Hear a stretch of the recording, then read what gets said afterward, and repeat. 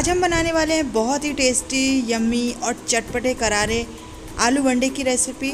ये हमारे यहाँ बहुत ही ज़्यादा खाया जाता है। ये स्ट्रीट फूड है हमारे यहाँ का। तो चलिए इसे बहुत ही हेल्दी और अलग तरीके से बनाकर हम आपको आज दिखाएंगे। तो इसके लिए हमने लिया है यहाँ पर ये बेसन। तो बेसन हम यहाँ पर ले रहे हैं 2 कप। आप अपनी क्वांटिटी के हिसाब से ले सकते हैं। अब हम इसमें डाल देंगे कुछ मसाले। तो सबसे पहले हम डालेंगे 1/4 टीस्पून हल्दी पाउडर, 1 टीस्पून के लगभग हम डाल देंगे इसमें रेड चिली पाउडर। अब हम इसमें डाल देंगे स्वाद अनुसार नमक।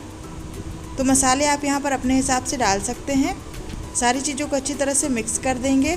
अब इसमें हम थोड़ा थोड़ा करके पानी डालेंगे और इसका एक स्मूथ बैटर बनाकर तैयार करेंगे।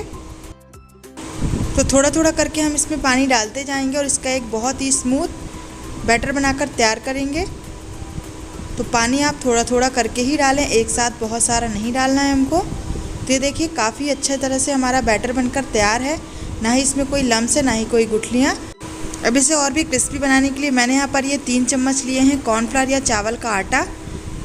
आप दोनों में से कोई एक इस्तेमाल कर सकते हैं। मैंने यहाँ पर कॉर्नफ्लावर डाला है। इसे भी अच्छे से हमने मिक्स कर दिया। ये देखिए पानी नहीं डालना है बाद में हमें।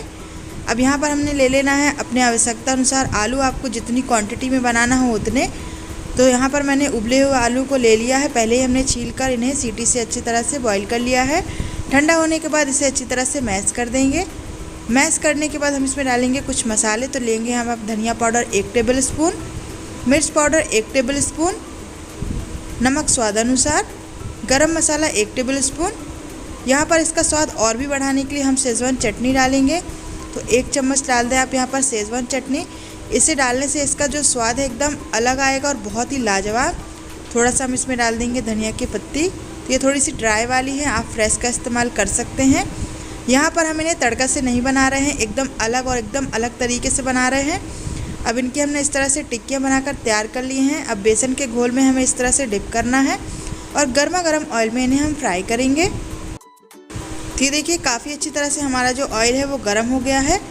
अब इन्हें हम इसमें छोड़ देंगे और अच्छी तरह से फ्राई करेंगे। चावल के आटे या फिर कॉर्नफ्लावर डालने से इसकी जो कोटिंग है बहुत ही क्रिस्पी होगी, बहुत ही कुरकुरी होगी, जैसे कि मार्केट में मिलती है। अगर आप यहाँ पर चावल के आटे या फिर कॉर्नफ्लावर को स्किप करना चाहते हैं तो आप बिल्कुल कर सकते हैं, ये टोटली ऑप्शनल है।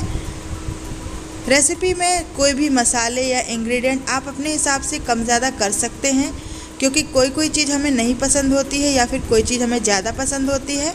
तो आप अपने आवश्यकता अनुसार अपने फैमिली मेम्बर्स के हिसाब से आप चीज़ें डाल सकते हैं। अपने टेस्ट के अकॉर्डिंग किसी भी रेसिपी को बना सकते हैं। तो ये देखिए हमने जितने हमारी कढ़ाई में आने होते हैं उतने हमने डाल दिए। तो ये देखिए काफ़ी क्रिस्पी आपको अलग ही दिख रहा होगा, जो इसके ऊपर ये छोटे छोटे सेव से निकल रहे हैं, काफ़ी क्रिस्पी हैं ये। तो अब इन्हें हमें अच्छी तरह से टर्न करते करते दोनों ही तरफ से गोल्डन होने तक फ्राई कर लेना है। तेज़ बहुत ज़्यादा ऑयल में नहीं फ्राई करें, ना ही बहुत लो फ्लेम में। मीडियम होना चाहिए ऑयल, जिससे कि अंदर तक कुक हो। और सिर्फ ये नहीं कि आप ऊपर से जल्दी से लाल कर लें और नीचे से कच्चे रह जाएं, अंदर से कच्चे रह जाएं। अभी अच्छी तरह से फ्राई हो गए, इन्हें निकाल लेते हैं बाहर। तो ये लीजिए बनकर तैयार है, बहुत ही टेस्टी, लाजवाब, बहुत ही अलग और इंटरेस्टिंग टेस्ट के साथ। इस रेसिपी को आप एक बार घर पर ज़रूर ट्राई कीजिएगा। आपको अपने घर पर सभी को ये पसंद आने वाली है। और अगर आपके यहाँ भी ये स्ट्रीट फूड खाया जाता है तो कमेंट बॉक्स पर बताइएगा। इसी तरह के और भी टेस्टी और इंटरेस्टिंग रेसिपीज़ देखने के लिए चैनल को सब्सक्राइब करना ना भूलें। फ्रेंड्स और फैमिली में भी शेयर करें। मैं मिलती हूँ नेक्स्ट वीडियो में। Thank you, thanks for watching.